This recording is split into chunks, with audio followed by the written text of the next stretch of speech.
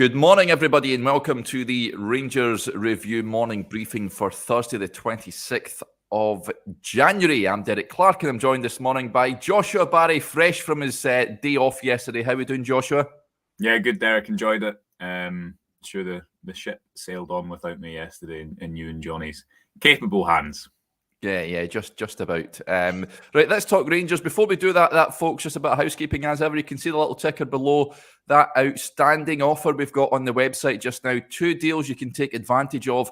You can either take advantage of the 4 months for just £1 offer, or we have the annual subscription, £19 for the entire year. It is usually £34.99. We're practically giving it away. You won't be disappointed if you sign up. Just head over to rangersreview.co.uk/subscribe. And as you can see the banner on our screen as well, you can subscribe to our YouTube channel for free.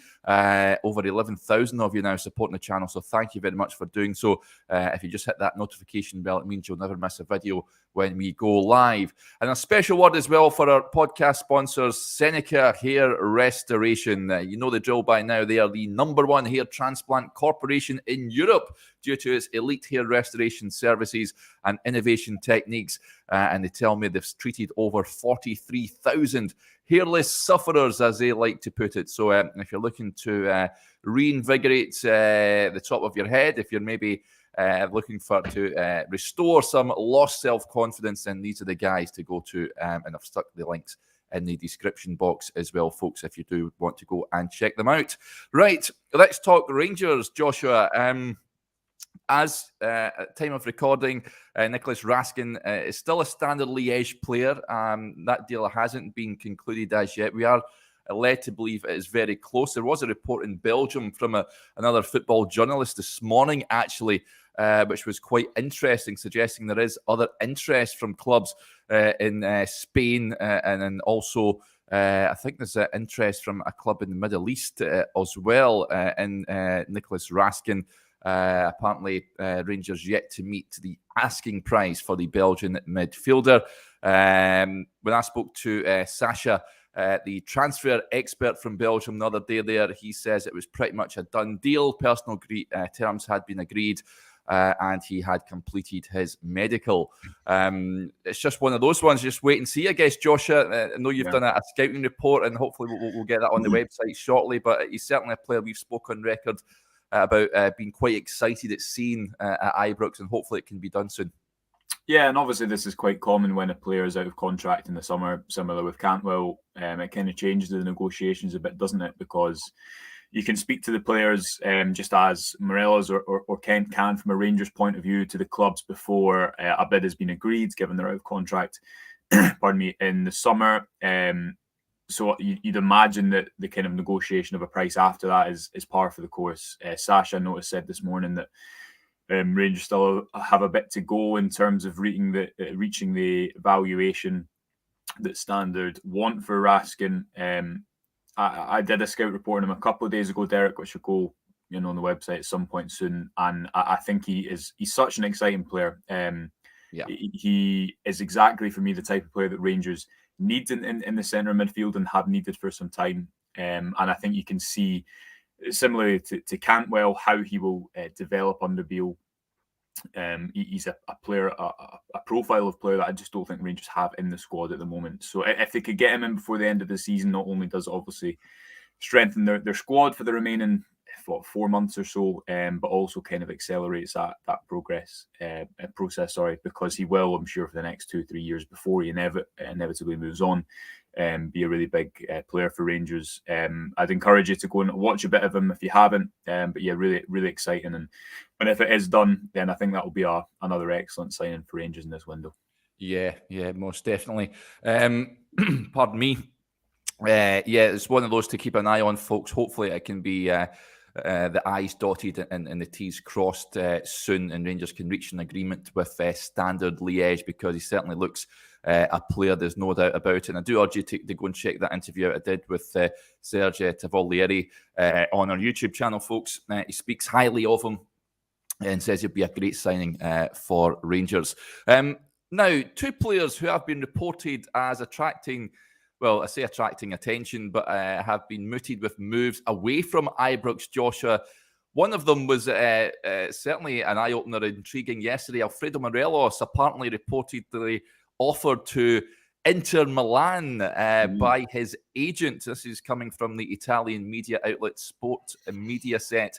Apparently, there's been a meeting between Morelos' agent and the Inter directors. It's claimed that the possibility of Morelos joining the Serie A champions on a free transfer in the summer was floated.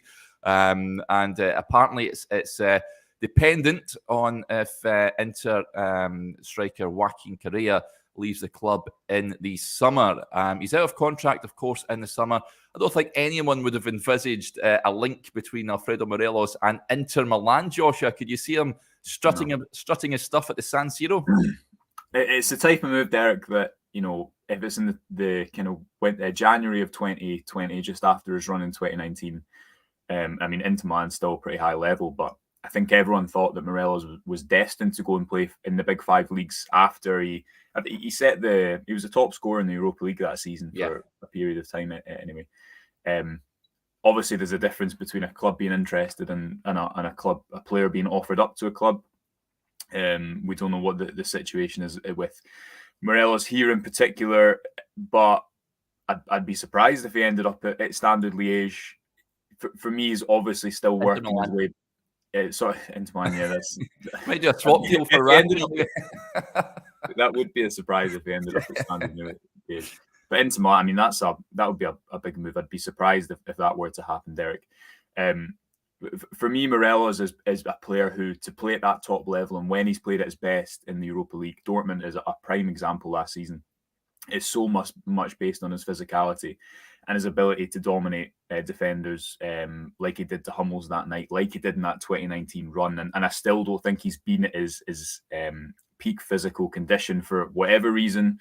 Obviously, he always faces accusations about his fitness, but also he has been coming back from really the first serious injury he's had since he came to Ibrox, or certainly the longest period of time he spent on the sidelines. So I'd be very surprised if that were to happen, Derek. But the conversation about a Rangers striker will need to happen more at some stage, because if Morelos is to go and he's not to sign a new contract, which obviously at time of speaking he hasn't signed a new contract, Rangers will need a starter in that position, because for all the goals that Čolak scored, I think you need a different profile of player in there alongside him.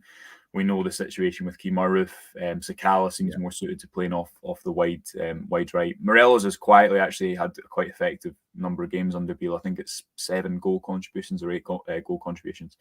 But yeah, a swap deal, as Bob says there, I'd be surprised if that happens. Yeah. Malky says that Alfie has no chance of going to Inter. Listen, more surprising things have happened in football. You can never say never. It would be a bit of a surprise to see him pitch up at Inter Milan, I've got to say. Interestingly enough, I did an interview with Kenny Miller that was on the website. Folks, do go check it out. He did talk about both Kent and Morelos' contract situation. He said he'd be, he doesn't think they'll go to a bigger club than Rangers, and he said that the grass isn't always greener on the other side, and he knows that from experience. So, yeah, listen, I'm sure Rangers will be working hard behind the scenes as they have been doing.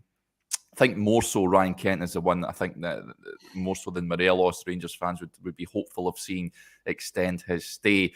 But yep, listen, this jury is still out at the moment. I'd be surprised if both of them done a Connor Goldson and ran down their contract and signed a new deal in the summer. But you never know. But Inter Milan and Morelos, it was an interesting one. Yeah, I don't think... I agree with you, Derek. I think the majority of people watching this video would be more fussed about keeping Ryan Kent than Morelos because of the last year. If we'd had this conversation, but this time last year, I think Morelos was still in that kind of vein of form just before his injury. Was a Dundee away in the Cup, wasn't it? Where he was playing as well as, if not better, that 2019 run for me. Maybe not quite as good because obviously hit 25 goals or something by that point in that season. But if you remember the European performances, the domestic goals were there as well. A year's a long time, and he's obviously been out injured. He's kind of had that baggage of the disciplinary matter in the Champions League, and then not really put the run of form together to make that a distant memory. Maybe he's in the middle of that, as I say, because since Beale has come in, I think, especially considering he's had that hamstring issue, he's done pretty well. overall. Had a number of goal contributions, assists that kind of went under the radar that we were talking about the other day. But you also have to move on from players at some point. I don't think anyone would have envisioned that letting Morelos go on a free contract was the best option.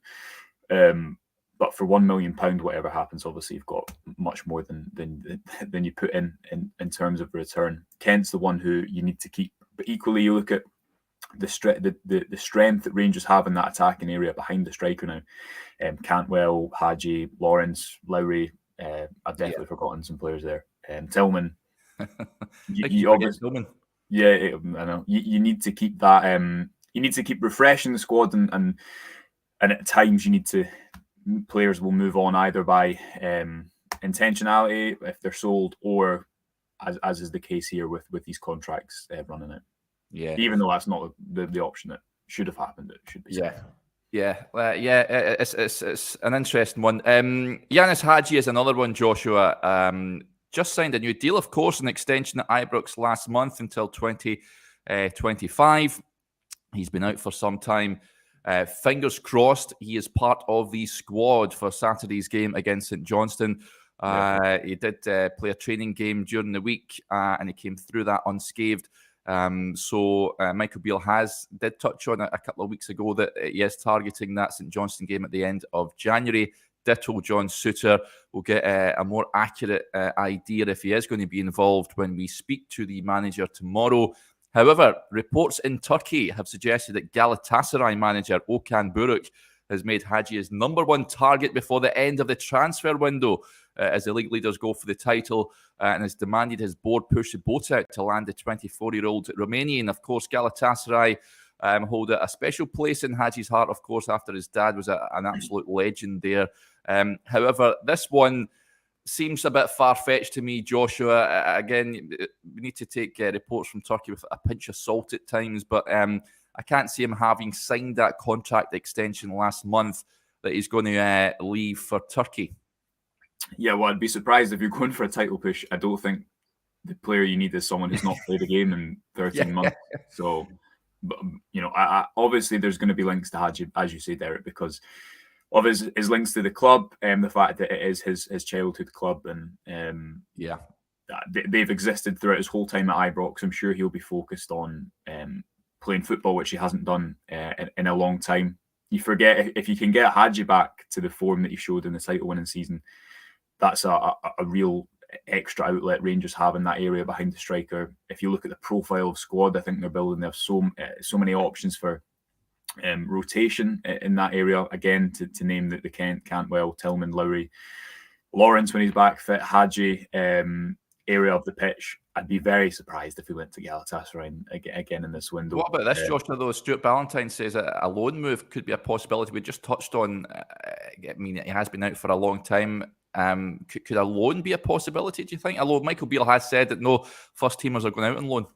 Yeah, he has, but then he kind of changed his tune a little bit on that. And obviously, as we've said a lot with Beale, sometimes you just have to take it with a pinch of salt, because he's very honest, but he's doing his best for his club, which is protecting players' values and whatnot, which is, I think, exactly what you'd want.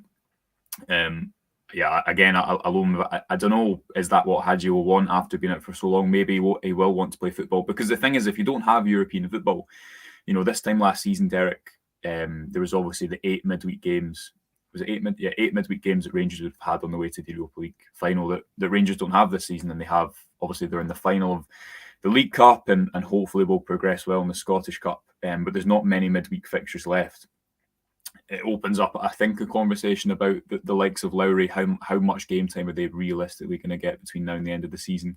You also have to remember, on the opposite side of that, the 5 substitutions rule does open up more game time. Managers want options. Beale's not had that so far, especially with the fact that Hagi and Lawrence has been out for a considerable amount of time as well now. I'd be surprised if either of those aren't just seen as options to play when they can, and that's a bonus. It'll be about getting them, especially Hagi, up to speed so he can really hit the ground running next season. But he's been working hard for a year, and I'm sure he'll want to make an impact between now and the end of the season and kind of make up for lost time at Ibrox, because he's a player that I think more than most in that, maybe not more than most, but we know how much he loves playing for Rangers, how much he kind of sees himself in that winning culture of playing for the club. So I don't think he's a player who will spend a minute longer out of the team than he needs to, if that makes sense. Lots of comments coming in. Nice comment from William Burns, a good friend of the show, says, morning guys, hit the like button, help the channel. Best Rangers podcast. Very kind of you to say so, William.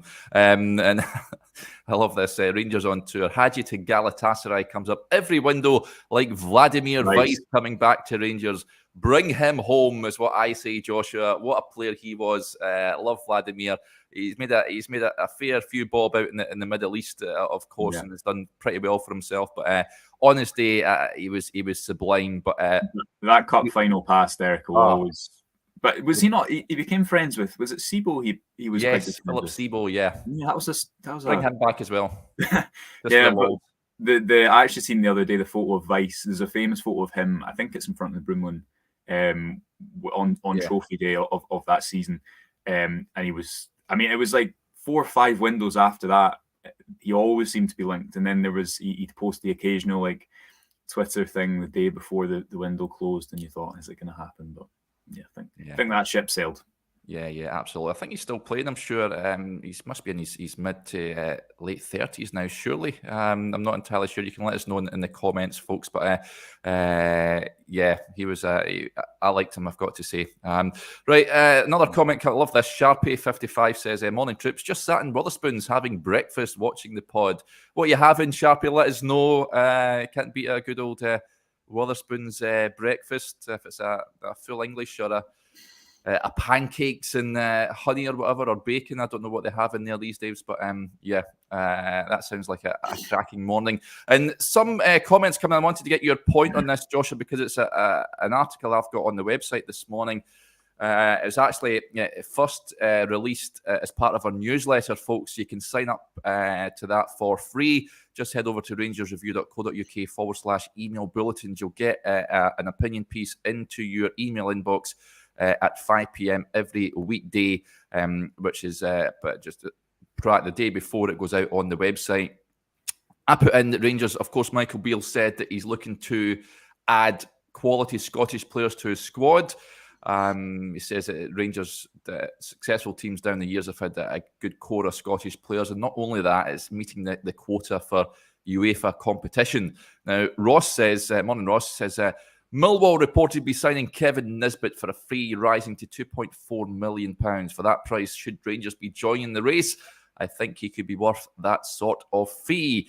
I said that both he and Lawrence Shankland should be on their watch list, and Rangers should be considering making offers.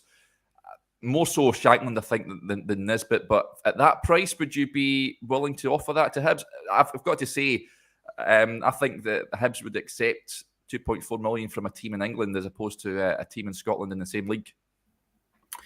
Yeah, I mean, there's obviously a few things to consider. You need the homegrown element of a squad, which I often forget. I think everyone does. Steven Gerrard, I think it was last season when Ryan Jack was in the European squad, everyone thought he was coming back sooner rather than later, but it was because they needed a set amount of Scottish players in the Europa League squad. I'd be more keen on Nisbet than Shankland. I'm not opposed to those signings, Derek, but I'd be interested to know what people think in the comments section. I think Rangers can get better players than them. If you look at the transfer business this window, your likes of Cantwell and hopefully Raskin. But as well as that, they have a player in Čolak who I think will score as many domestic goals as any player of that level for Rangers domestically.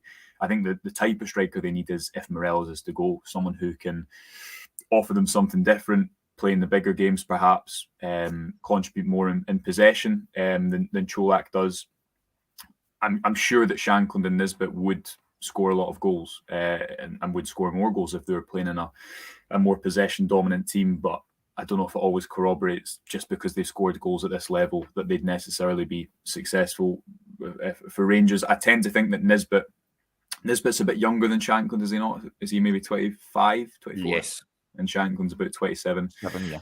Yeah, I don't know. I actually read a really interesting piece by Jonathan Wilson, who is obviously one of the godfathers of football journalism, about this topic, about strikers who score a lot of goals domestically. Do they always make the team better? Which obviously sounds like a stupid argument, but you think of Ronaldo last season, kind of being a good example of that.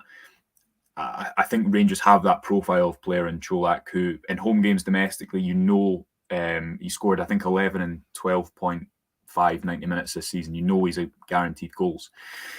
But then is Čolak going to be your player away at Parkhead or in an Old Firm, or is he going to be able to give you what Morelos isn't in certain types of games? I think that's what you need to replace in the summer if Morelos does go. Yeah. Asked Johnny this yesterday. Is there any other Scottish players in the Premiership or even down south, Joshua, that the Rangers should be eyeing up? Because looking at the squad just now, Alan McGregor is likely to retire or at least leave at the end of the season, you'd imagine. Ryan Jack's there, John Souttar, Alex Lowry, Adam Devine, Leon King, Scott Wright is another one. I'm struggling to think of any others in that first team squad just now. I mean, Kieran Wright is a substitute goalkeeper, as is Robbie McCrory. Is there any players you would like to see Rangers possibly bring in? Domestic, you put my knowledge on the spot here, Derek. I guess the argument is always that the more academy players, the better anyway, but obviously the homegrown rule makes it even more of an argument to include them. But it's a good point, and that obviously was part of the reason that Rangers went for John Souttar in the summer. And Ross Wilson kind of alluded to that at the AGM, didn't he? Rangers thought they could address his injury problems, which remains to be seen if they can do that. Obviously, as you say, might be back for this weekend against St Johnstone. Hasn't played since, but the opening day of the season, there was away at Livingston when I think Beale said in hindsight maybe he shouldn't have played. But that maybe shows a player that, say Souttar was not homegrown and he was coming from a different league. Would Rangers have signed him, or did that homegrown rule kind of push it over the line? There's no one that stands out in my mind, Derek, but if you maybe give me till tomorrow, I'll have a think. Yeah. That's your homework, Joshua. That's my homework, but obviously it isn't important. And I guess that comes into, even if the likes of Lowry and others go out on loan, the fact that Robbie McCrory's been here for 2 seasons without playing many games of football all comes into the homegrown rule. Yeah, the Wasp gets in touch. Morning, buddy. I disagree, Joshua. You just need to look at Kenny Miller. I think Nisbet would be decent. I agree. I think either him or Shanklin would be decent acquisitions. I don't think they wouldn't be decent. The argument is, I think, that are they going to be the player that is your first choice striker? And if Čolak is in some domestic games when you're playing at home and where he doesn't have to give that much outside of the penalty box, he's probably going to start. I think for the money that Rangers paid for him, for the return that he's given so far. But are either going to be the player that then goes to replace Morelos? I agree that you need more than one striker, and you could argue that Rangers probably need 2 strikers in the summer, especially because of Roof.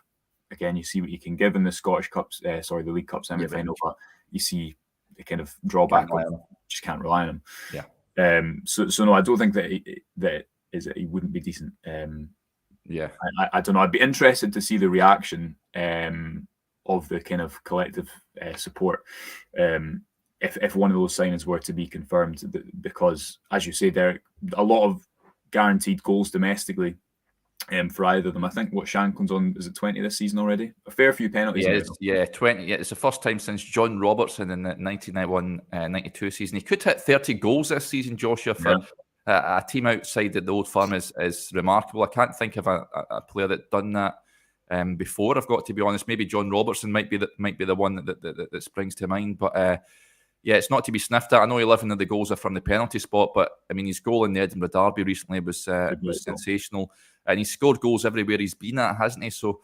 it's an interesting one. Listen, I think Shanklin would be a great signing for Rangers. He has been mooted, like when we talked about Vladimir Weiss, had a little joke there, but Shanklin is certainly one that's been mentioned for many a window now, even back in his Ayr United days, I think, when he was banging them in when Rangers were in a slightly different place than they are now.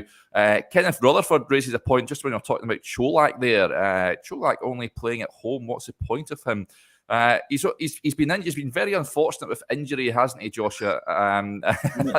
He scored. The thing is, he scored 11 goals in 12 or 14, 12 starts, 13 starts. Rangers haven't had a player like that in the front line for ages, and obviously, again, the people always compare Sakala to Novo and the kind of drawbacks he has to his game to his benefits. Maybe there's similarities with Boyd and Čolak and the type of games you'd play him in. I think you need an array of options up there. I don't think Čolak is always the answer away from home. I don't think he is going to be able to hold the ball up and bring others into play and contribute outside of the penalty box as other strikers are. But to have a player of his finishing capabilities for whatever it was, £2 million, Rangers have waited a long time to have a player like that. So, he's a great goal scorer, and I'm sure once Beale comes into once he can play a bit more under Beale at home, we've still not really seen him. We've only seen him away from home. I think it was the first half of the Dundee United game. Yeah, and he got injured, didn't he? Got injured, so I think you've got to give him a few games at home and see how he does when he's playing in a slightly different system. But it's not easy to sign a goal scorer, is it? No. As simple as that is, because Rangers haven't had a player outside of Morelos who can give you that return for a while. Yeah, and even Morelos isn't exactly prolific in the Scottish game. Čolak certainly started off like a train, and a lot of love for Čolak in the comments here. Rangers on Tour says his goal against PSV was vital and away from home. Yeah, and at home as well. You remember? Yeah. I mean, we did a few pieces on this, but the kind of repetition of that finish into the far corner. There was a bicycle kick at home to Ross County, maybe Dundee United as well, scoring a kind of across his body with the cut back cross into the far corner. But that goal at PSV, that was such a high quality finish. So again, he maybe away from home isn't always going to give you that, but you need players in the squad who are going to come in at different points in different games. I think Rangers' issue this season is they've kind of just had to play who's ever fit and available. Earlier in the season, it was Čolak because Morelos wasn't there. At the moment, it's up until now, Beale hasn't really had those options. I think he needs that rotation and that strength from the bench over the course of the season. Yeah. That victory over at Eindhoven seems a lifetime ago now, doesn't it, Joshua? I mean, you were there for us. That was one of the highlights, one of the very few highlights, I think, this season, it has to be said. But what a night that was. Lovely comment that's come in here from, let me just get it up. Ian Barron, he says, good morning, everyone watching. Hope you are well. It's your favourite Darlington FC fan back. And he puts a lovely quiz question in here. This is one to get the brain going early on a Thursday morning. It says, Rangers quiz question. What current Rangers player has played against Darlington back in the day? There you go, folks. If you know the answer to that, stick it in the comment section. I've got to say, I have no idea. But do let us know, put us out our misery. And we'll just get to just one or two more comments. Duncan says a possible transfer target. He says Josh Ginnelly would be a good buy for the right-hand side. Doing well for Hearts, Joshua, at the moment. He's another one that scored in the Edinburgh Derby recently. I remember watching him when he was at Barnsley, and he was a decent player. Josh Ginnelly for you, would you be opposed to seeing him at Ibrox, or do Rangers need to be looking at a bit better than that? I think if they get Whittaker this window, he and Sakala give you two different profiles on the right-hand side. Sakala, again, at the moment, he's kind of losing the tag of being an enigma or all the criticisms that are thrown his way. It's the first time he started this many games in a row domestically. I think aside from the run at the end of last season when the league was already decided after the Old Firm in April, it's the first time he'd played 3 games in a row domestically. And you see his goal threat, I thought, was a perfect example on Saturday against St Johnstone, which also seems like a lifetime ago. That the evidence of that right-hand side working really well, and it's something that Beale's spoken about after the game, saying that Rangers are scoring pretty good goals that are going under the radar. We wrote an article which is on the website and on Twitter, obviously, looking at that right-hand side and the relationship that's developing between Tavernier, Tillman and Sakala on the right. I don't think you want to disrupt that at the moment, but Whittaker would give you a different profile again if Rangers were able to get him in this window. Yeah, excellent stuff. Lots of responses coming into that quiz question, folks. Stuart Keane says Tav. Barry Anderson also going for Tavernier. Ali Quinn says McLaughlin. Dave Fulton says Devo in one of the cups. Andrew Webster going for Must Be Roof. The answer is James Tavernier. Ian Barron says yes, he was on loan at Gateshead FC from Newcastle United. So there you go. If you said James Tavernier, then a cyber pint for each and every one of you. Well done. Just before we wrap up, Joe 90 says, Derek, can you don your flak suit and ask if Yilmaz is unsettled as part of the long-term plans? Take one for the team in tomorrow's press conference. Unfortunately, Joe 90, I am off tomorrow, so the onus will be on either Joshua or Johnny in the press conference. I think he's just injured, isn't he? He's just had a long-term injury, and I guess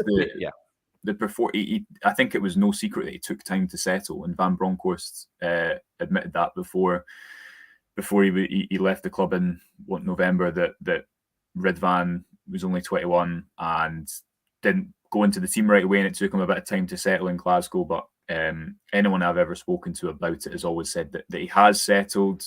I don't think there's value in him going back to Turkey. He's done that. He wants to go and play in Europe. He had the worst hamstring tear possible. So, and I think that was 12 weeks, Beale said. And when he was asked about it, Ridvan was maybe halfway through it.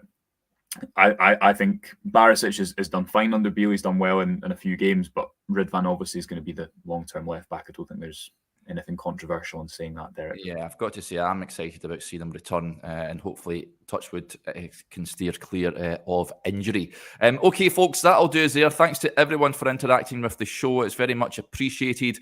Just a reminder that the two offers we've got on the website just now, you can take advantage of our 4 months for just £1 offer, or the annual subscription, which has been slashed from £34.99 to just £19. Go and head over to rangersreview.co.uk/subscribe for all the details. Plenty on the website to keep you entertained with all things Rangers. We'll be back tomorrow. Joshua will be back tomorrow with Johnny probably. Yeah, Johnny probably. Yeah, looking ahead to that game on Saturday, which I'm pleased to say I'm coming up for. Looking forward to heading to Ibrox for that one. Hopefully another 3 points under Michael Beale in the bag with regards to that match on Saturday. Okay, enjoy the rest of your Thursday, folks.